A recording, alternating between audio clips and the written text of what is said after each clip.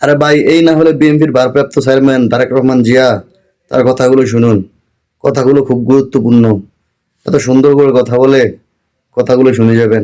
বিএনপির নাম ব্যবহার করে কোনো অপকর্ম করতে চাইলে তাকে ধরে আইনে হাতে তুলে দিন।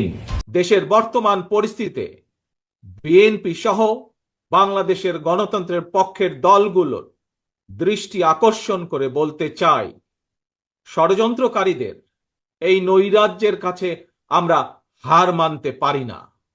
আমি বিশেষ করে এই মুহূর্তে দেশের সবচেয়ে বড় এবং জনপ্রিয় রাজনৈতিক দল হিসাবে সারা দেশে বিএনপির সর্বস্তরের নেতাকর্মীর প্রতি আহ্বান রেখে বলতে চাই, আপনারা যিনি যেখানে বসবাস করেন সেখানে আপনার বন্ধু কিংবা পাড়া প্রতিবেশী, তিনি মুসলমান, বৌদ্ধ, হিন্দু, খ্রিস্টান, ধর্মীয় পরিচয় যাই হোক না কেন, বিশ্বাস যাই হোক না কেন, তার নিরাপত্তায় আপনি ঢাল হিসাবে দাঁড়িয়ে দৃষ্টান্ত স্থাপন করুন। বিএনপির নাম ব্যবহার করে কোনো অপকর্ম করতে চাইলে তাকে ধরে আইনে হাতে তুলে দিন।